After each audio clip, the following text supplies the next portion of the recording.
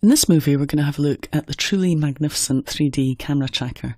Now, when I first saw this included in After Effects CS6, I thought, great feature for visual effects artists. And then I started playing with it and realised that it's a fantastic feature for motion graphic designers as well as visual effects artists. Now, if you want to follow along with this, you can open up 3D Camera Tracker AEP, which you can find in the basic compositing folder. And here, if I mouse over, you'll see I'm highlighting a clip from Artbeat's S3D collection, and they have a wonderful collection of stereo 3D footage, and that's what I'm using here. So we're just loading that into RAM by clicking the RAM preview button just to see what's included. This is a shot taken by helicopter. What I want to do is somehow capture that 3D data from the camera moving around the scene.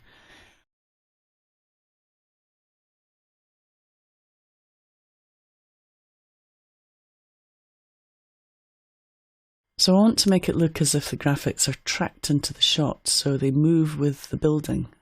Kind of like the effect that you would see on something like the Panic Room titles, very similar to that. So what we're going to do is we're going to track the footage, 3D track, and it's very easy to do in After Effects CS6. You can apply an effect, and if I type in 3D and close up my animation presets, you'll notice that the 3D camera tracker appears there in the perspective category. Obviously, you can also drag it onto your clip. Obviously, you can apply it from the effect menu as well, but my preferred approach is just to right-click on the footage that I want to track and say Track Camera. And there it goes, it kicks off, starts analysing in the background for me.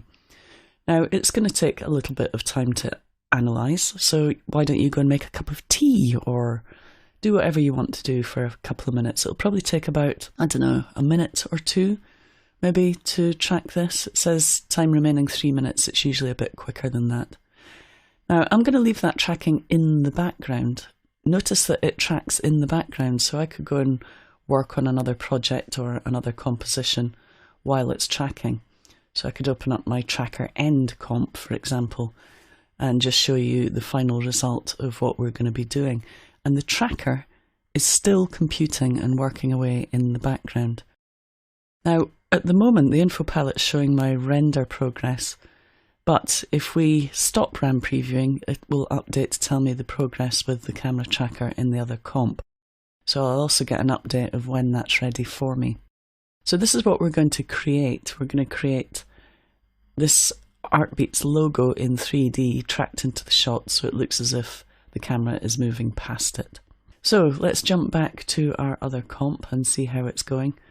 It's still got a little bit of time left, so I've actually got one in the background ready to use. So I'm going to switch off the eyeball on that one, but leave it processing. And I'm going to click on the shy switch.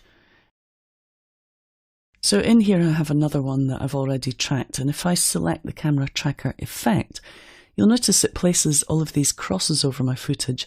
And also if I hover over, that I get this strange target moving across my footage and adjusting the plane as it does so. We'll talk about the target in a minute. But you can see these little crosses. Now at the moment, you can't really see very clearly the crosses in the background because I'm zoomed out to third resolution here. If I just make those a little bit bigger, the track points, you'll start to see them. And basically what it's doing, it's created 3D tracking points, and the ones off in the distance are a lot smaller than the ones in the foreground, showing you clearly that there's depth in here. And I can just adjust the size of those to make that clearer if I need to. Now it's showing me the 3D solve tracked points, and that's why we get this difference in size depending on distance from the camera. If I go to 2D source, it's showing me the tracking points it found on the 2D footage before it solved it into a 3D camera track. So let's go to 3D solved again and just bring the size down a little bit. Now these all track points that were successfully tracked on the footage, and if I move the target, you'll notice that as I move over the footage and hover over these points, it selects a triangulation between 3 points and places the target on the plane that matches that particular triangulation. If I click on that and select it, notice it highlights those 3 points, And once highlighted, I can actually move the tracker around because the center of the tracker target will be the center of the layer that I place on there, or the anchor point rather of the layer or text layer that I place on there. So I can move it around. If I hold down the Alt key or Option key on the Mac, I can scale it into position exactly where I want it. And I can create a nice helicopter landing pad on top of this building. Now if I want to add points to that, I can shift click to add points and create a tracking region using more of the points. So they can be added, they can also be removed by shift clicking. You can even drag a selection around them. So if I was to deselect that and move somewhere else, like here, I can actually hold down the Alt key and drag a selection around the points that I want to use. I can actually drag a selection around the points that I want to use. So lots of keyboard shortcuts in there to help you. Now I'm going to come away from that and I'm just going to use the default, which would be to choose 3 points. And I'm going to choose, which ones am I going to choose? I actually think these 3 are pretty successful here. I'm also going to add one more point to it, and that places my target exactly where I want it on the building. So how do I then place a piece of footage on it? Well, I right click and I could create text and camera, and that's going to create a text layer and a camera. Or I could create a solid and a camera, or a null and a camera. So obviously these are all going to create something that matches in with the shot. I'm going to start by creating a solid and a camera just to show you how that works. So I'll say create solid and camera, and that places a solid onto that building, and watch what happens. If I ram preview, it attaches it to the building. It's just absolutely amazing, this tool. So there we have a solid layer attached to the building. Now, what can I do now? Well, what I could do is replace it with a graphic. So if I move over to my project panel, I've got the Artbeats logo in there. What I'm going to do is select that solid and hold down the Option key or Alt key on Windows and drag the Artbeats logo onto the solid to replace it, and we now have a logo attached, which is just amazing.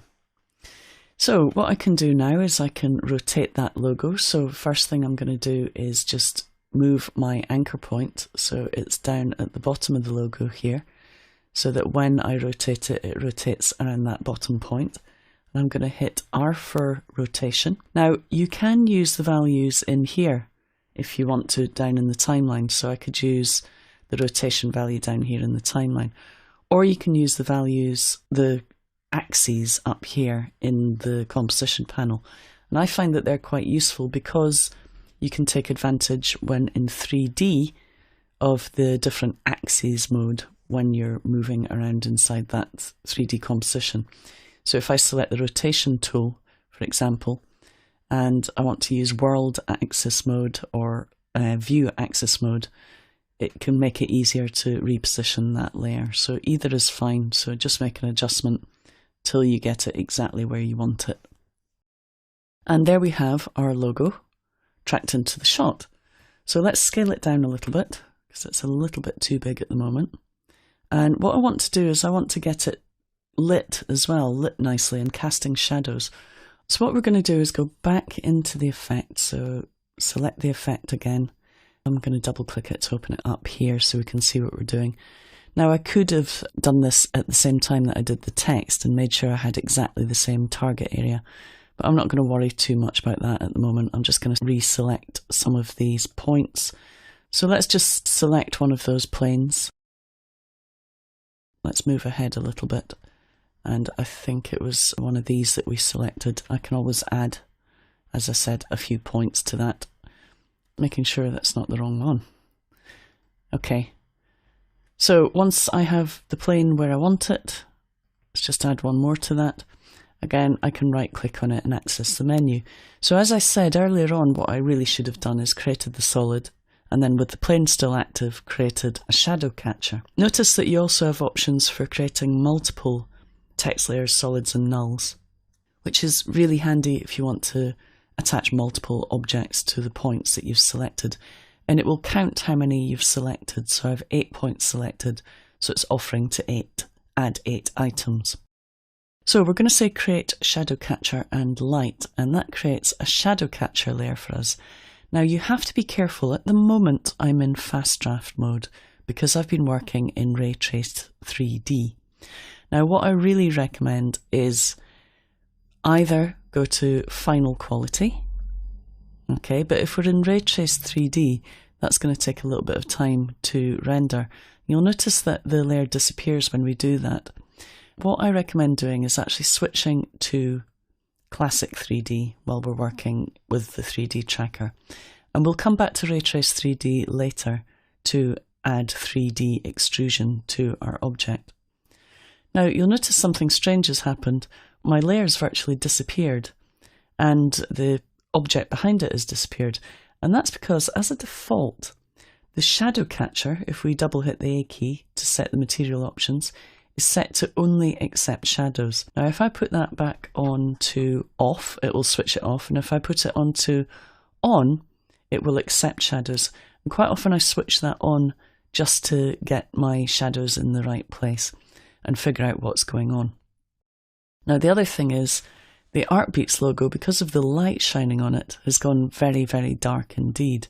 The light is actually behind it. So we have two choices. It's placed the light where it thinks it should be in the comp, so I don't really want to adjust it and move it in front to light my text. Although I could create another new light and place that into the comp and use that to light the front of the text if I want to. Or another option, let's just switch that off temporarily, we might use it again later, is to select the Artbeats logo, double hit the A key, and if we put light transmission on, we should get a bit of colour coming through. Now you can see the colour casting on the ground now from the logo, on the shadow catcher layer, but we're still not seeing blue colour on our actual light. So there are ways of adjusting it. We could adjust the diffuse value here, and that's going to boost the amount of colour that we see. We could increase or decrease the ambient light, but that's already on maximum. We can play around with the material options if we want to, but if we can't get exactly what we want by adjusting the material options, then what we can do is just switch on this other light, which is up at the top here. And I'm just going to go into its settings and just bring down the intensity a little bit using my lovely fully updating modal dialog box, which I just absolutely adore. Love seeing that update as I'm dragging. Okay, so I think we'll go with something like that. Click on OK, because I'm going to make it 3D and it will stand out a lot more once it's 3D. So let's go into the shadow catcher, double hit the A key and put our shadows back on only. And we get a little bit of light shining on the building. I know it's not much, but I quite like it anyway. So once we've set this up, let's have a little preview of it. Okay, we've set that up, it's tracking quite nicely to the building, but what I want to do is make the text look really three-dimensional, and in order to do that I need to switch to Ray Traced 3D. So we're going to click on OK after choosing Ray Traced 3D, and that's going to take a little bit longer to render. On my MacBook Pro, the cooling fan is starting to go and it's taking a little bit longer to render, but it's not too bad. So I'm going to go into my geometry options and into my Artbeats logo, and you'll notice, oh dear, I can't get access to my extrusion, and that's because an Illustrator file can only be curved, really, rather than extruded. But if I go up to Layer, Create Shapes from Vector Layer, what that's going to do is create some shapes with exactly the same properties. And nice thing about that is I have more control over the logo in terms of adding fills and strokes and things like that. But also, if I open it up, I can go in there and I can extrude it in 3D. And if we move through a little bit further, now that's taking a little bit of time to update now that I'm adding 3D to it. You'll see that it reacts much more to the light now because the edges are picking up that light. Now I'm going to switch to fast draft mode just to make the changes, and then we'll have a look at how it looks in fully rendered ray traced 3D a little bit later. Nice thing about fast draft mode is it allows me to very quickly extrude that text. We can add a bevel to it. In fact, let's just zoom in so we can see that happening a bit more. So I can use the period key on the keyboard just to zoom in, hold down spacebar just to move that. So let's make our bevel a bit bigger. Now the only thing about that is when we have a look at the text from the front, you'll notice that any text with holes, the holes start to disappear a little bit. So I'm going to bring the whole bevel depth back a little bit. So we'll bring that down to about a value of 10 or 20%, something like that. And that allows the text to be readable. So let's zoom back out again and preview that. And I think that's starting to look really nice. So we start to get our 3D text. So let's have a look at how that looks on final quality. Takes a couple of seconds to render. And we could even mess around with the light. I think if I open up the light, I could try taking that down a lot further. So have a very low value of light there. Now, while we're in there, I just want to show you something really fantastic. If I was to adjust the point of interest of that light, notice I lose all my RAM preview frames that I've just built up for you so I can show you this shot. With the new caching features, watch what happens. If I undo changing that value, my RAM preview frames appear again, which is fantastic, which means I can RAM preview that for you in real time. Now, if you wanted to, you could then animate the logo as well, have the logo coming towards the camera. And if you wanted to, you can make it into a true S3D shot or stereo 3D shot. And to do that, you can create a stereo 3D rig. And you'll need the left and right view from Artbeats to do that. So this has got the right view in it. If you go to artbeats.com, you can also get the left view. And then you can create a true stereo 3D scene where the text will appear to fly past the building and come towards you if you're wearing your 3D glasses and you've set it up using 3D camera rig settings in After Effects. And there are lots of tutorials available to help you do that. So that's a little bit about the 3D camera tracker and how you can use it for motion graphics to track text into a shot and do all other host of things with the 3D camera tracker. I love it.